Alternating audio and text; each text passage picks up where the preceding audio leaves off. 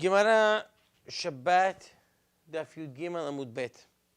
Amar Rav Yuda Amar Rav Beram Zachur Oto Haish Letov VeHananiah ben Hizkiah Shemo. Right, we remember this guy for good. She'il Malehu, not for him. Nignaz Sefer Yehezkel. Sefer Yehezkel would have been put in Genizah. Shahayu Dvarav Sotrim Divrei Torah. His words contradict the Torah.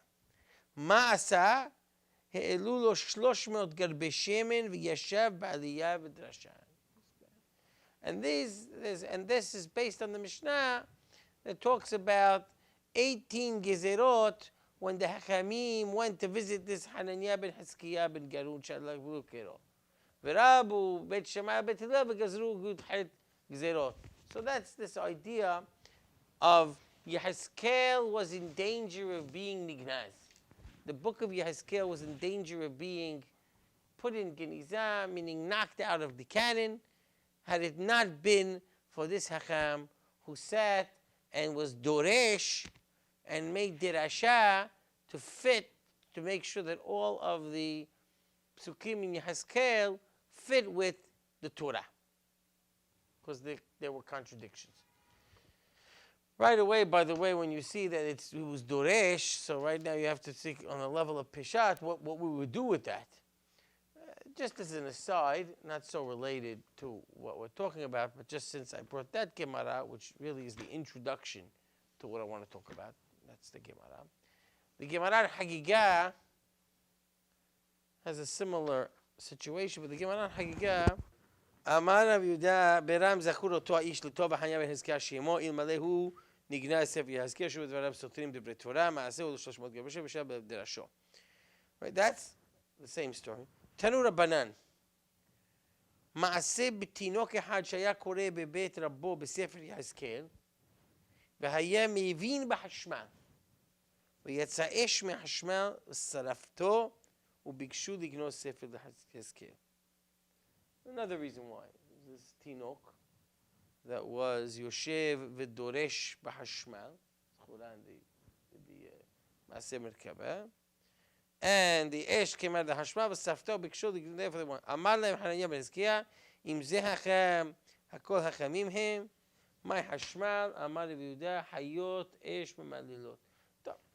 We'll discuss that. This is somebody we could say that had some level of wisdom, but maybe it wasn't ra'ui to be doresh what they were doresh. It was nisraf, whatever that nisraf means. It's another discussion. That was something we talked about way back when we talked about, we quoted that Gemara when we talked about the idea of Maaseh Merkabah.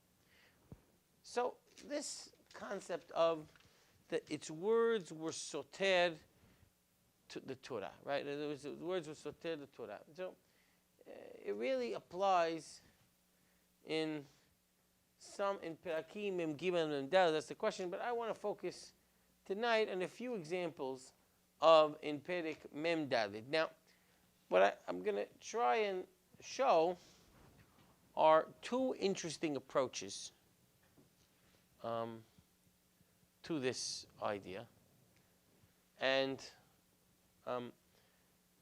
the concept of how we look at these contradictions. Now, there are two main approaches. There's one which is based on that Gemara, which is the approach of the Darshanim, which is Hazal's general approach, and Rashi's approach, which is to actually make the pesukim, interpret the pesukim in Yehezkel in light of the Torah, and see if it can fit. And we'll make it derasha. And then there's the approach of some of the Pashtanim who say, no, there are differences. Embrace the contradiction, embrace the differences, and by and large, use an approach of what we're going to call Tosefet Kedusha. That Yehezkel is talking about in the time where things will be in the end of days. Yehezkel is talking about the third Beit HaMikdash, not the second, even though the second wasn't built yet. the third Beit HaMikdash, and in the third Beit HaMikdash, there's going to be what's called the Tosefet Kedusha, an added level of Kedusha, and because of that Tosefet Kedusha, we will have, the contradictions could be accounted for. Now, we'll see that even in this approach, they may fall short once or twice, and they may still have to resort to the Rasha, but we'll see how in most of the times. Now, what's interesting here is that Radak, to be ne'eman to the Peshat, right, in a certain sense, is getting into what we'll call a theological problem, which is that the laws of the Torah will change, albeit strict, and I think that's how he solves the problem, right, by not saying that any law of the Torah will become batel, right? There will be no bal tigara, but there will be a bal tosif, so to speak. In other words, there will be added stringencies to the laws of the Torah, because we already know many of the Rishonim, Harambam amongst them, that says the Torah law will never change, not even in Yemot HaMashiach. What? Right, so I don't know, right? In other words, his point is, Lo yitbatel mitzvah min mitzvot. Will it be that can we add a stringency? It's hard to say. But the Radak is willing to stay close to the Peshat to admit this approach of Tosefet Kedusha. The Radak says this explicitly. I'll just quote one, and then we'll go through in pasuk. Really, I'm going to stick on Mem Daled, so I'm going to be flipping around Mem Daled. In pasuk Kaf Aleph, V'yayin lo yishtu kol kohen bebo'am el hatzera pnimit. Right. So says the Radak over there. V'yayin lo yishtu kol kohen bebo'am el hatzera pnimit. Be'ezrat hakohanim min hamizbeach hafimim v'lifnim. כמו שכתוב בתורה. ומה שכתוב לא משפטי הכהנים, אף על פי שכתוב בתורה, לפי שחידש דברים שאינם מפורשים בתורה שבכתב, גם אפשר שחידש דברים שהם מתאים לתוספת קדושה, שהם לעתיד לתוספת קדושה. This is really not a תוספת קדושה, but this is where he states that there is an option of תוספת קדושה. Now, I want to go back, and we'll show some examples. The first example is going to be in Pasuk Yud Zayin. So, in Pasuk Yud Zayin, we have the first example. Talks about the Kohanim. והיה בבואם אל שערי החצר הפנימית, בגדי פשתים ילבשו, ולא יעלה להם סמר. בשרתם בשערי החצר הפנימית בביתה. So the Kohanim, when they will come to the Sha'arei HaChatzer HaPnimit, they will wear linen clothing. They will not wear wool, while as they serve in the Sha'arei HaChatzer HaPnimit, which we'll talk about in a minute. Now, if you can open up, anyone can open up to Shemot Kaf Het.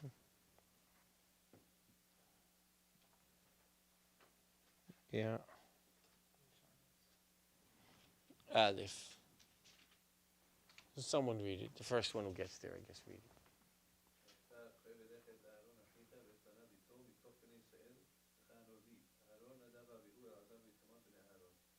That's it. Maybe I got the wrong pasuk. A little later.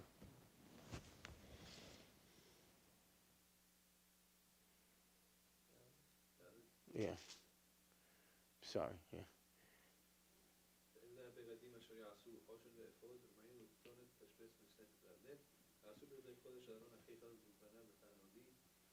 Right, and one more.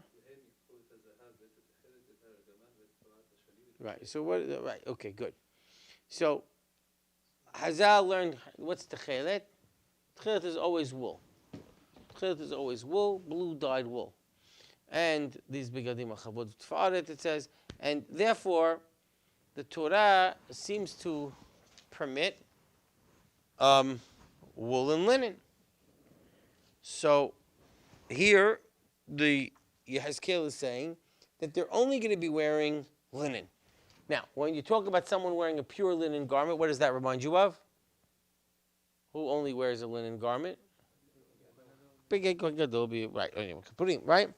So, Rashi, bringing in the name of Hazal, says on this pasuk, what's Sharei Hatzer HaPinimit? So he says, Lifnai v'lifnim b'yom HaKippurim. This pasuk is talking about Yom Kippurim. V'lo alehem semer, right? Says Rashi, Tchelet, Shahaya b'me'il v'avnet lo yilbashenu b'yom HaKippurim b'avudat penim. No problem. We're talking about Kohen Gadol Yom Kippurim. He doesn't wear any tzemer. Finish. He only wears bigdei pishtan. Very nice. No contradiction. The Radak has a problem with that pirush. Right?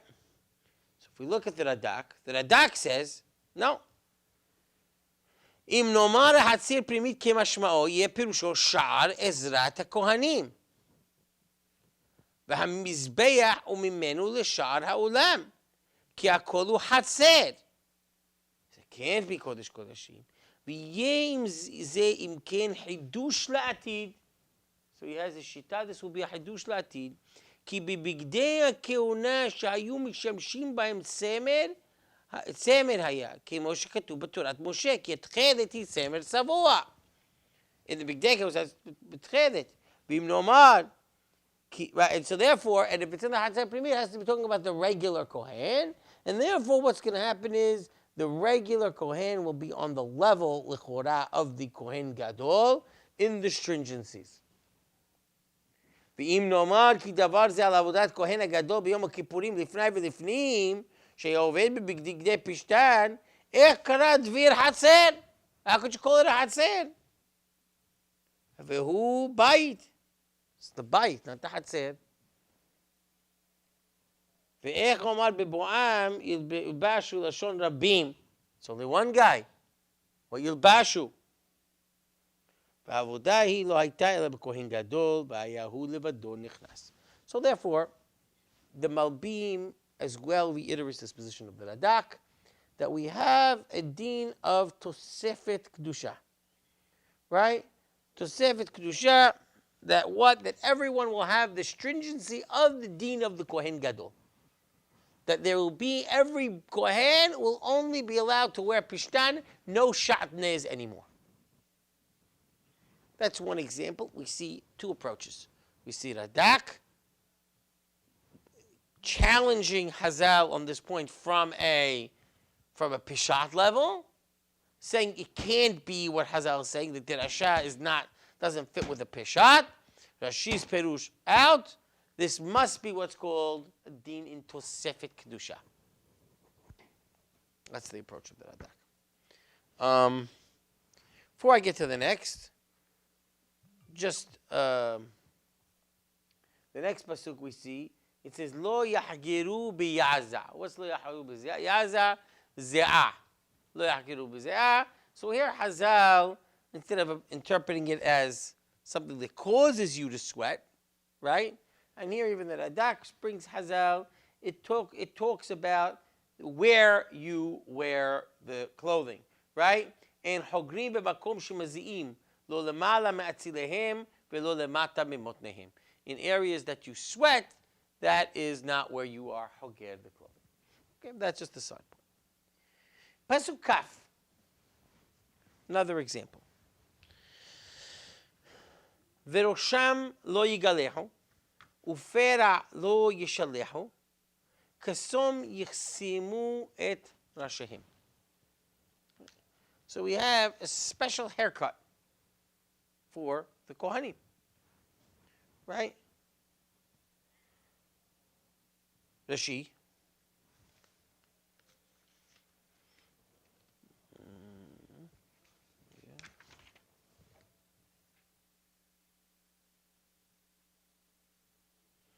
Right, so actually go into Radak straight here. Radak. Verosham lo yigalehu. לא יגלחו כל שיער הראש, ופרע לא ישלחו, לא יגדלו השיער מ-30 יום ואילך. Right? So they can't cut all the hair, and they can't have it grow more than 30 days. כסום יחסירו את ראשם, ישבו את הגילוח. Right?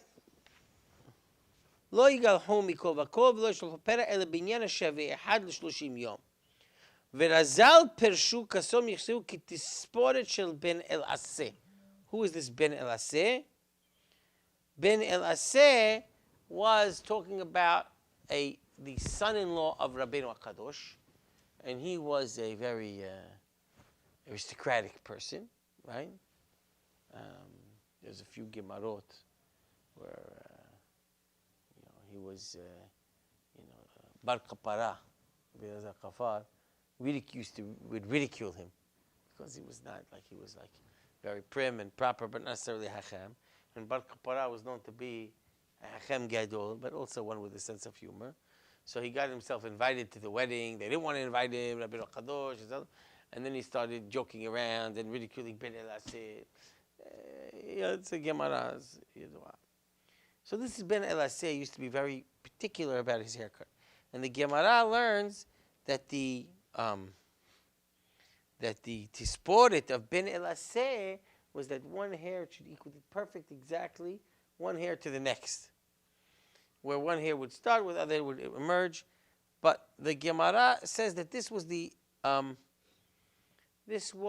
haircut of whom? Of the Kohen Gadol.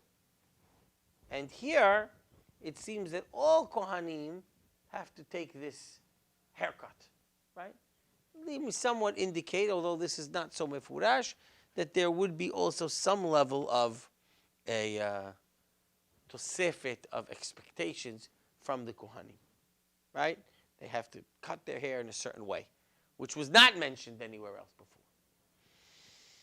Rabbi, could it be connecting to Aharon after his children died? All this stuff seems to be reminiscent of that, like that they can't cut their hair, and then the thing with yain here. Right, in other words, as opposed to, that was specifically reserved for Avelu. And that's not going to help us with the next one. The next one is going to be a difficult one. Pasuk Kav Bet. ואלמנה וגרושה לא ייקחו להם לנשים, כי הם בתולות בזרע בית ישראל. ואלמנה אשר תהיה אלמנה מכהן, ייקחו. Now, here we have a hard time. Why? What are we going to do with this? The Peshat seems to indicate they can't marry an almanah or a grusha. That contradicts the law of the Torah.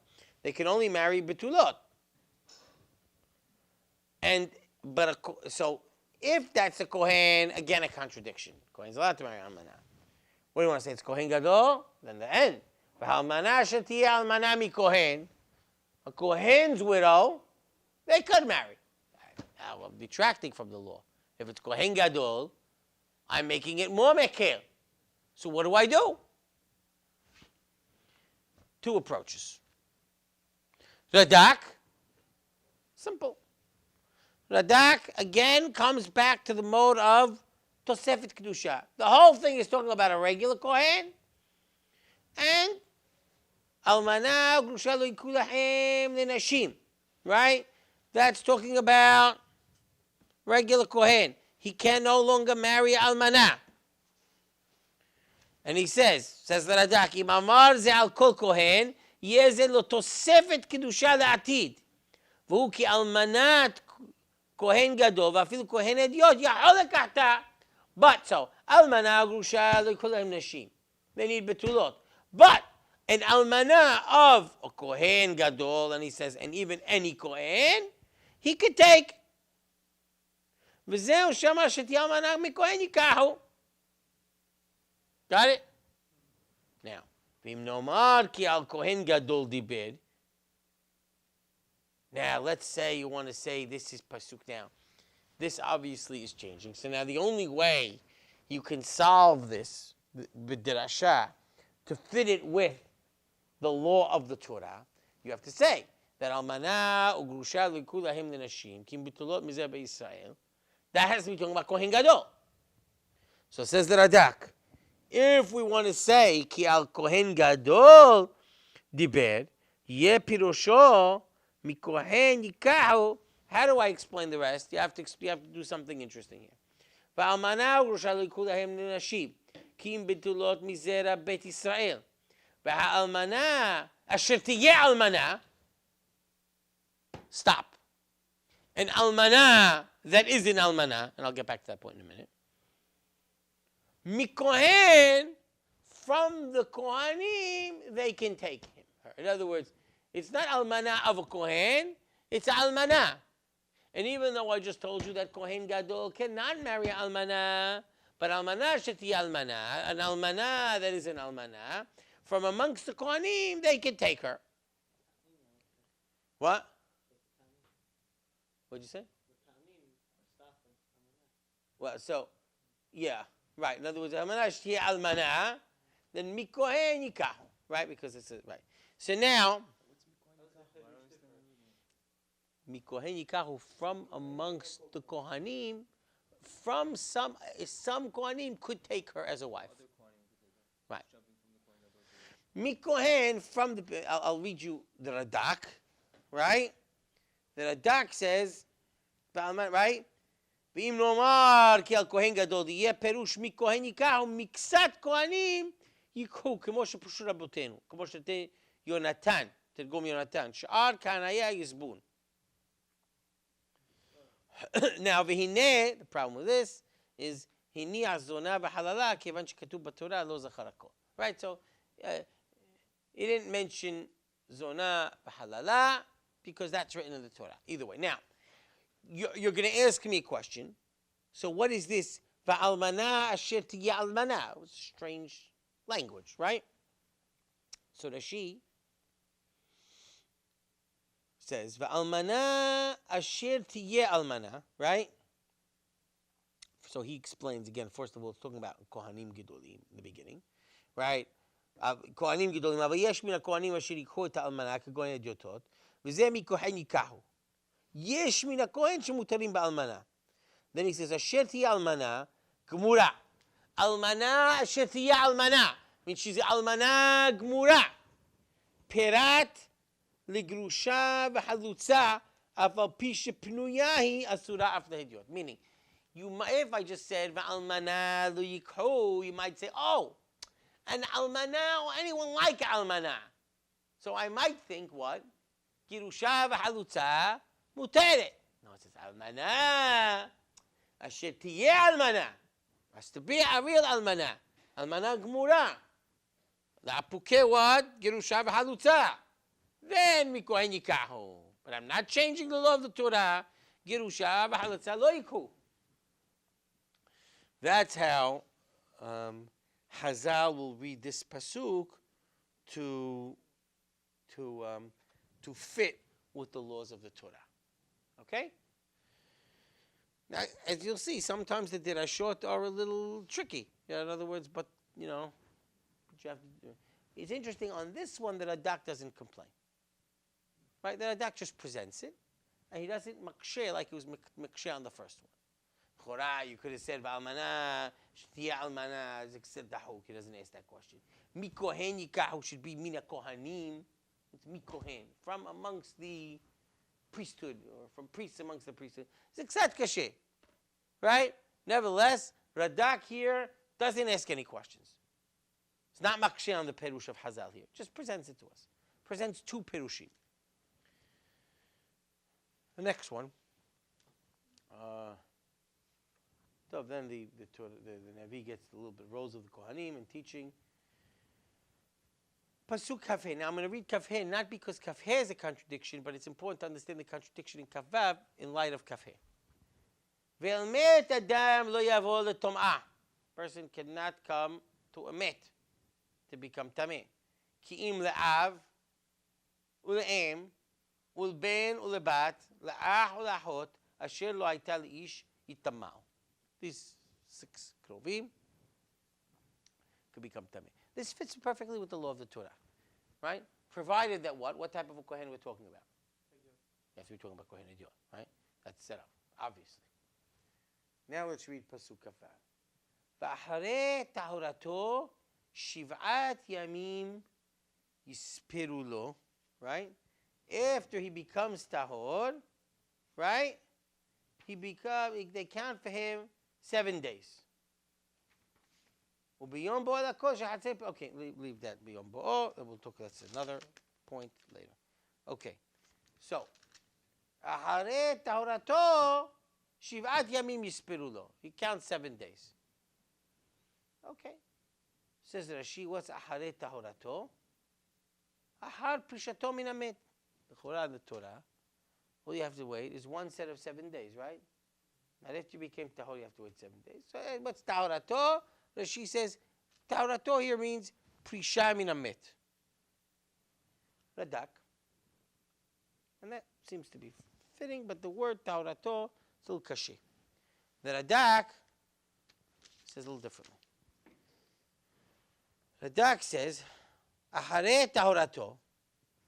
Again, אפשר שיהיה זה לעתיד לתוספת קדושה. Again, another example of תוספת קדושה. שאחר שיתארו לסוף 7, עוד יספרו לו 7 ימים אחרים. 2 sets of 7. 7 the first time around, and then after that, and that's the טהרתו, and then אחרי טהרתו, then a second set of 7, 7 ימים יספרו לו. או ישבו שחר, אלא שרזל פרשוה בלא חידוש, ופרשו אחרי תורתו, אחרי פרישתו מן המת. So, again, another example of what, of this תוספת קדושה, you have to wait 14 days, or is 7 days enough? כף זין, and this is why I wanted to read כף ה'. כף זין, another D. וביום בועל הקודש אל החצר הפנימית לשרת בקודש יקריב חטאתו נאום אדוני אלוהים. Now, the simple way to read this says that we're continuing from the previous pasuk, right? Meaning what? After he's nitad and he comes into the kodesh, meaning while he's tameh, he can't enter into the kodesh. נכון? So אחר טהרתו, וביום בועל הקודש, אל החצר הפנימית, לשרת בקודש, יקריב חטאתו.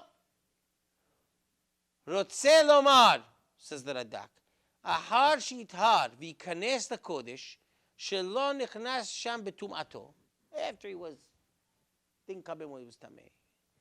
עתה, אחרי שיטהר, יקריב קורבן חטאת, בעבור טומאתו. Now, when he comes in, he has to bring קורבן חטאת because he became טמא. It's a problem. There's no such thing. Doesn't exist. וזה יהיה חידוש לעתיד. Yeah, that's another חידוש. Okay, very nice. Now, here, there's different ways of understanding Hazal. It's a little tricky. There's Radak's presentation of Hazal first. I'll read that first. ורז"ל פרשו בלא חידוש. מקצתם פרשו, יקריב חטאתו, עשירית האיפה שהיה כהן גדול, מקריב בכל יום.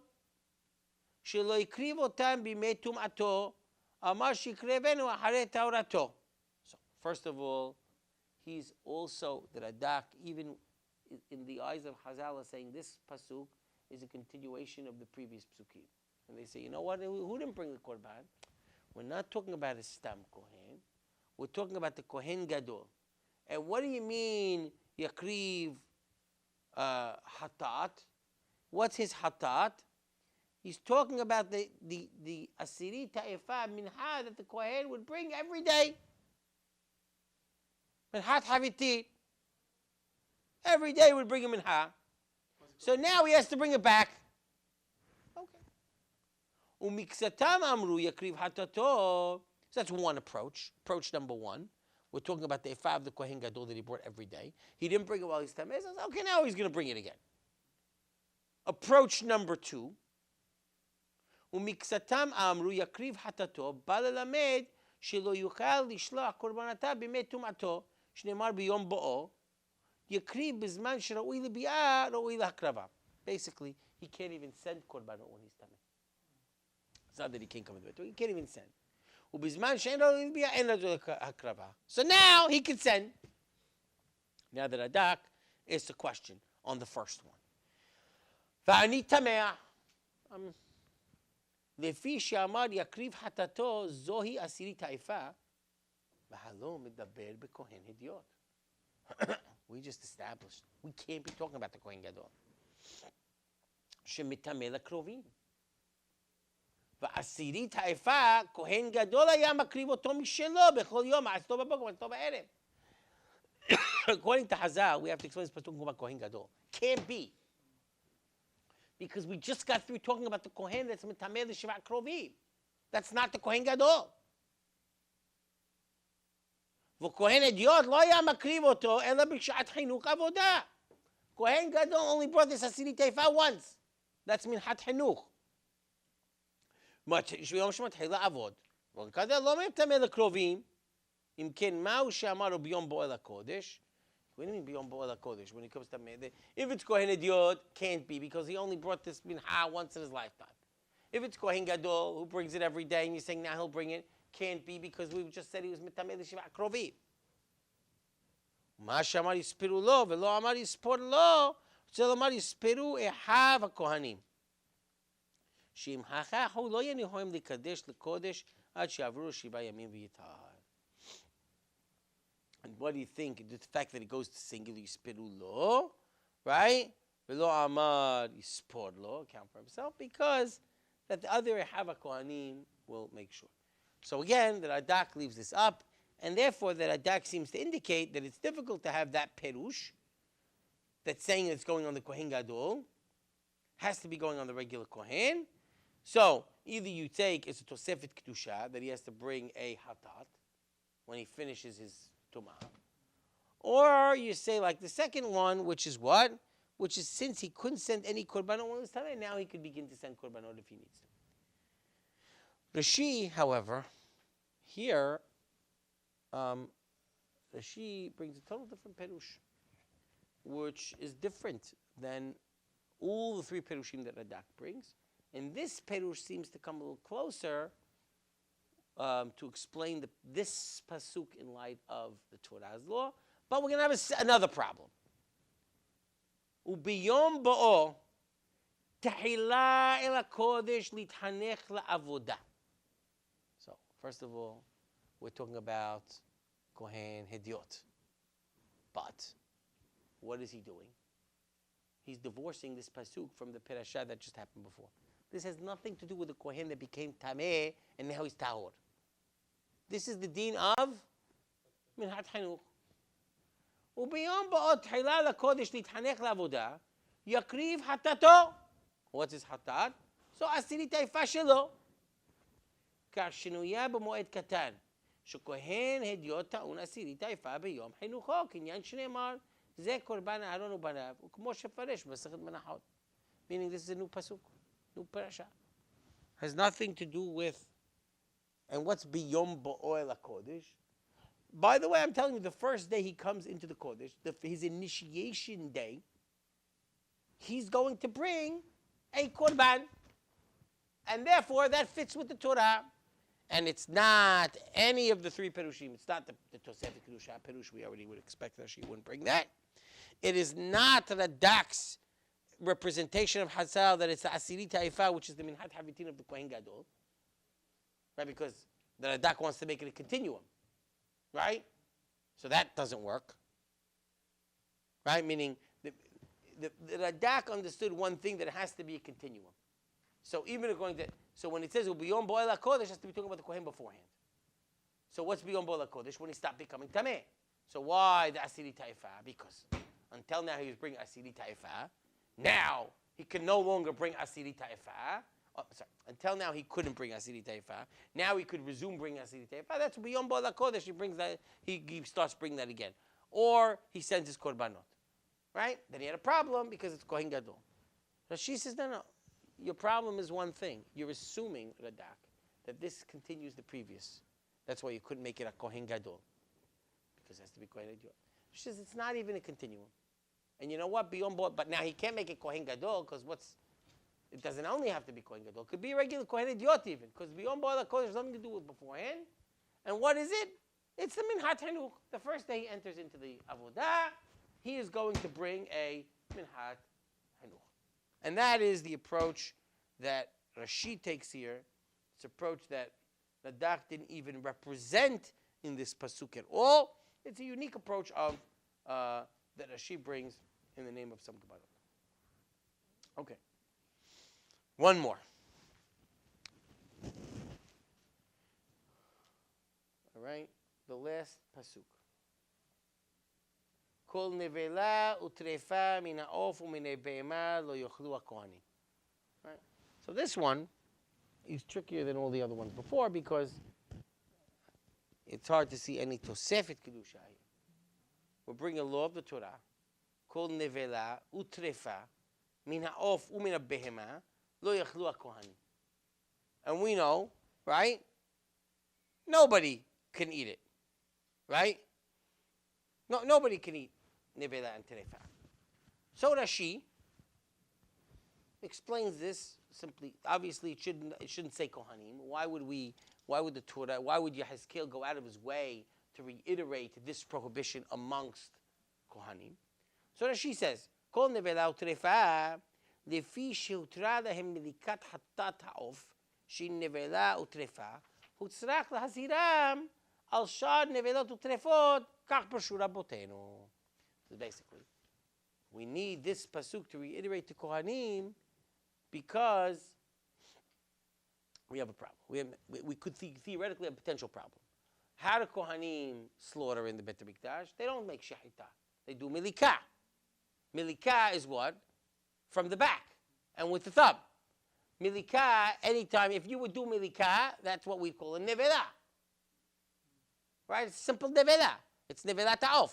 Right? So he says, Kol nevela utrefa min ha'of u'min ha'behema lo yochlu ha'kohanim. Listen, you kohanim, I know you're used to eating this stuff, and you really are eating nevelot in the Bet HaMikdash because we allow you, because that's the way you do it. But don't do that outside. Just because, and that's why it has to be addressed to the kohanim. V'day Yisrael knows not to eat nevelot and terefot. We don't need to talk about that. But the danger is what? That the kohanim might come to eat nevelot and terefot. Why? Because they're used to eating from the milikah. Since they're used to eating from the milikah, we say, you know what? Called nevela utrefa. Now we understand also why it says mina ofu mina behema. Right? Since you're used to eating it, and we're worried about milikah, so I'm telling you, called nevela utrefa mina of. That's where it's in. Umina behema lo yochlu ha'kohanim. That's Rashi. Radak. Now, like I said, it's going to be hard to turn this into Tosefet Kedusha because it's a leniency or just a reminder of the actual law. There's no Tosefet here. So says Radak, Kol nevela utrefa, kemo she'amar b'Torah, nevela utrefa lo yochal letom abba. אף על פי שישראל גם כן מוזהרים עליה, הכהנים מוזהרים יותר מפני הטומאה, לפי שהם תמיד במקדש. So first of all, he explains it in light of the pasuk, which is what? Right? נבלה וטרפה לא יאכל לתום הבא. What is אכילה over there? Not simply אכילה, but נגיעה. Right? That's a Chazal learning. Negi'ah. So, and he says, the Kohanim are especially muzhar because of Tum'ah. Lekah הם מוזהרים יותר לטומאה מישראל. לפיכך אמר לא יאכלו הכהנים. ואמר לא יאכלם. ולא אמר ולא ייגעו. Now tell me, why don't you say לא ייגעו? Why it says לא יאכלו? Why do we do that? כי יש נבלה שאינה מטמאה אלא בבית הבליעה. Right? There is a nevela that the only way you're mitameh is through swallowing it. Right? So in other words, and that is what we call nevelat of tahor. Nevelat of tahor is only mitameh bebeit habli'ah. If you touch a nevelat of tahor, you're not mitameh. Even though nevelat is mitamah, nevelat behemah is mitameh, nevelat of tameh is mitameh. But this nevelat of tahor is only mitameh what? Once you swallow it, bebeit habli'ah. Since there, we want to include everything, so he says, that's why it says, lo yochal. It's really talking about negi'ah. And so therefore, it's a azhara miyuhedet for the Kohanim. It's a reminder of the Kohanim not to become tameh. It's not necessarily a tosefet din, but it is simply a reminder of the Kohanim, and that's how that works. V'razal amru, לפי שהותרה להם מליקת חטאת העוף, שהיא נבלה וטרפה, יכול יהיה מותרים גם כן בשאר נבלות וטרפות, לפיכך הוזכרו עליהם. Right? So, it's like this. And Hazal are saying that what? That this since Milika is in Nevela Utrefa, it's interesting. Milika Nevela and Trefa. Nevela. יכול יהיה מותרים גם בשאר נבלות טרפות, לפיכך הוזהרו עליהם. Here,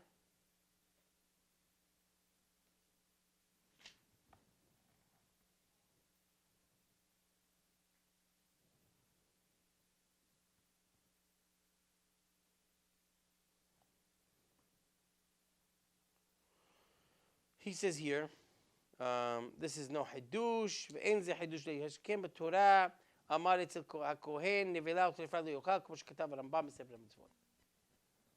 ויש לפרש, I'm reading the מלבים, שרצונם לומר שלא יאכלו אף דבר שנראה כנבלה וטרפה, שהיא מסוכנת, יזהרו מזה לעתיד, כמו שכתב ביחזקאל, על נבלה וטרפה לא אכלתי, שפירוש חז"ל על מסוכנת. Comes Malbim, and he figures out a way here, the doc doesn't do this, to make here also what? A inyan of Tosefet. That what? That there's what we call something that looks like a Nevela or Trefa. And that's we have what's called Behemah Misukenet. Behemah Misukenet, she's dying, she's sick, or whatever it is. We know we have a Mishnah in Masechet Besa that talks about Behemah Misukenet. You want to be Shohet right away, Yered, Bumheh, Yered, Sukya. Malbim says, what are we talking about here that you can't have, or that they can't have Nevela and Trefa? La'atid lavo, you can't have even something that has even a similarity to a Nevela and Trefa. And what is that? That's a Behemah Misukenet. And so the Malbim here, even though that a dak here doesn't do it, the Malvim here provides a situation where even this one can be considered some level of Tosefet Kedusha. So, just to close up, we find again the approach of the Gemara to this Perek, which this Perek presents some problems. On the Pshat level, presents a tremendous amount of problems because we expect that the Torah laws will never change, and here we see clear Yehezkel departing from the laws of the Torah. And so some Hazal are going to take this approach that we saw. We doresh the pesukim, Hananiah ben Hezkiah, right? Doresh the pesukim to make them fit, or we take the approach that the law will change lahumra, that the atid level. Bizman Beit Shlishi, which is what Yehezkel is prophesying about, there will be humrot, there will be stringencies on the Kohanim. That the Kohanim will have these stringencies upon them in their avodah, and generally that stringency is because, it's not just stringency, it's because of an elevated level. And some of their situations will be similar to the Kohen Gadol. An elevated level. That's why they will not be able to marry stam almanot, only almanav a kohen. It's almost a kohen gadol. That's why they will wear bigdei pishtan. They will have to bring a hatat after they became tameh. That's not really compared to kohen gadol. They just have to bring this korban hatat. And you have these instances of maybe the haircuts that every kohen has to have is a unique and special haircut, right? All kohanim. All of these things imply, and potentially according to the Malbim, that they can't even eat from a behemah mesukenet. All of these humrot imply that the Kohanim in the time of Beit Shlishi will have this unique added kedusha to them. And so that's how he answers these potential stilot. You have two approaches amongst the Mefarshim how to answer these stilot.